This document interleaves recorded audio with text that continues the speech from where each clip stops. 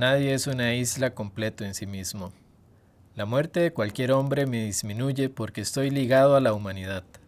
Por consiguiente, nunca hagas preguntar por quién doblan las campanas. Doblan por ti. Hola, bienvenidos a Profe en Casa. Soy Olman Vega Castro, su profesor de Educación Cívica, y hoy vamos a repasar el tema de los derechos humanos, su concepto, su historia y sus principios básicos. Es de suma importancia entender de dónde vienen estos derechos, por qué se establecieron, sus características y las condiciones necesarias para su aplicación. Pero más importante aún es que se hagan respetar y que vigilemos por su aplicación y fortalecimiento día con día. Pero, ¿qué son los derechos humanos? ¿Y por qué debemos estudiarlos? Para poder hacerlo, definamos algunos conceptos importantes. Por ejemplo, ¿qué entendemos por ser humano? Humano es todo aquel que pertenece a la especie Homo sapiens. Por supuesto, dentro de esta especie entramos todos los hombres, mujeres, Niños, niñas. y adultos mayores, sin importar la raza u origen étnico. ¿Y qué es un derecho? Derechos son todas aquellas libertades que se nos han garantizado por el hecho de ser personas, de ser humanos. Permite a toda persona desarrollarse plenamente y responde siempre al principio de la justicia. Derecho a la vida, la salud, el esparcimiento, la alimentación, la diversión y la educación son algunos ejemplos de nuestros derechos. Como seres humanos, gozamos de estos derechos desde el momento en que nacemos. Según la Organización de las Naciones Unidas, los derechos humanos son todos aquellos derechos inherentes a las personas, sin distinción de nuestro origen, género, etnia, nacionalidad, lenguaje, religión, color de piel o cualquier otra condición. Es decir, nos dan la posibilidad de ser iguales ante la ley. Se llaman así porque son universales. Quizás por el hecho de haber nacido con estos derechos, es que algunas personas no se dan cuenta de su gran importancia. ¿Ha pensado qué sería de nuestra vida sin ellos? ¿Qué pasaría si un día perdiera sus derechos?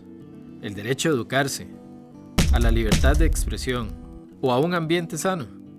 Situaciones como estas siguen pasando alrededor del mundo, como fue el caso de la joven Malala Yousafzai, una adolescente pakistaní a la que casi matan los talibanes, porque ella quería seguir estudiando.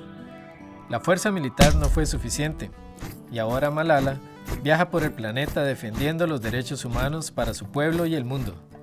Por sus esfuerzos, a su corta edad ya fue nominada a un premio Nobel. Pero entonces, si todos somos seres humanos, absolutamente todos, hombres, mujeres, niños, niñas, jóvenes y adultos mayores, latinos, anglosajones, indígenas, mestizos, cristianos, musulmanes, judíos, nacionales o inmigrantes, ricos y pobres. ¿Por qué existe tanta gente sufriendo? Tanta gente limitada, oprimida, explotada, marginada. Para entender nuestro presente, es necesario estudiar nuestro pasado.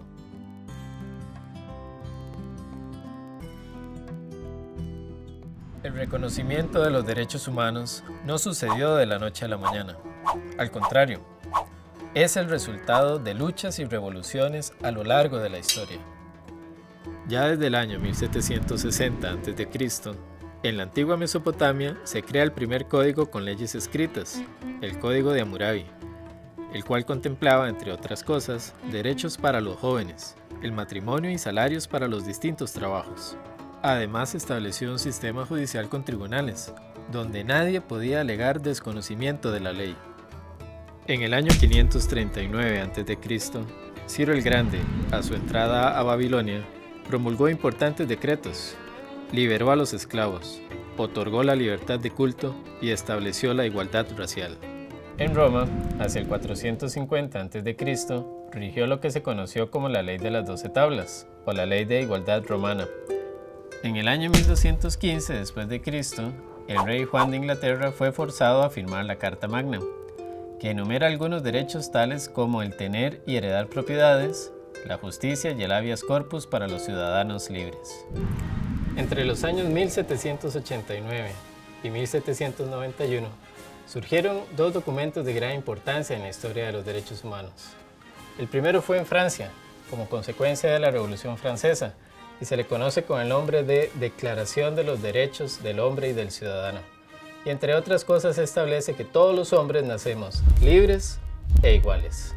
El segundo fue emitido en 1791, cuando como consecuencia de la Declaratoria de Independencia de los Estados Unidos, entra en vigor la Carta de Derechos, que protege entre otros la libertad de expresión, la libertad religiosa y el derecho a ser juzgado en audiencia frente a un tribunal.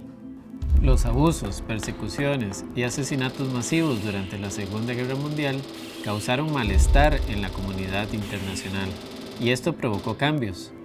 A finales de 1945 se funda la Organización de las Naciones Unidas, y en 1948 su Asamblea General aprueba y proclama la Declaración Universal de Derechos Humanos. Esta declaración estableció, entre otras cosas, que el ser humano tiene derecho a la vida, a la libertad de pensamiento y de expresión, a la educación, al trabajo y a una vida digna. En América tenemos también historias de abusos y maltratos, entre los que destaca el genocidio indígena y la trata de esclavos, durante la época de conquista y colonización. Otro ejemplo más reciente, también a nivel latinoamericano, lo vivieron miles de personas en los países donde hubo dictaduras durante el siglo XX, en el que eran comunes las persecuciones, encarcelamientos y hasta los asesinatos por razones políticas. Sin embargo, no todo fue negativo.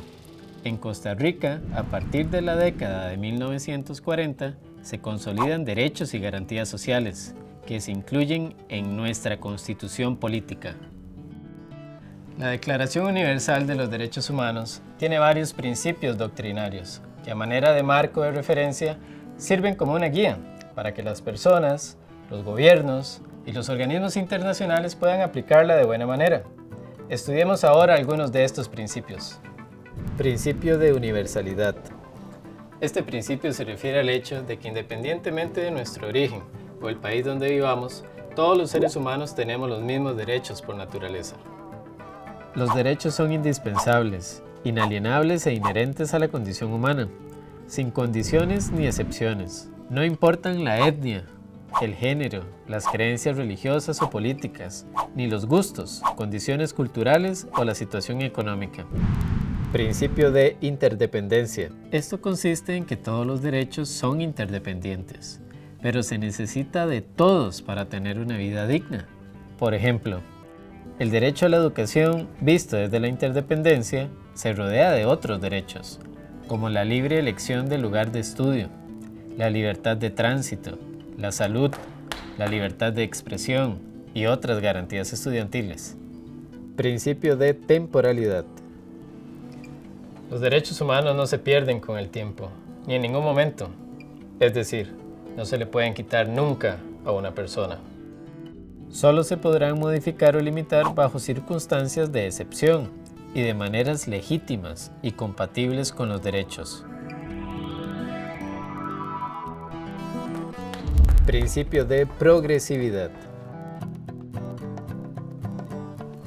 Los derechos humanos no son estáticos, deben evolucionar y ajustarse con el paso del tiempo. Incluso deben crearse nuevos en caso de ser necesario. Todos los cambios deben garantizar una vida digna, con posibilidades de desarrollo. Por ejemplo, en Costa Rica durante los últimos años, debido a la contaminación y los problemas ambientales, nuestra salud y calidad de vida se ha puesto en riesgo, haciendo necesario establecer el derecho a un ambiente sano y tomar medidas acordes con este derecho. Principio de irreversibilidad. Una vez que un derecho es otorgado, debe aplicarse de forma continua y su efecto jamás debe revertirse. Esto lo podemos ver claramente en la evolución que ha tenido el sufragio.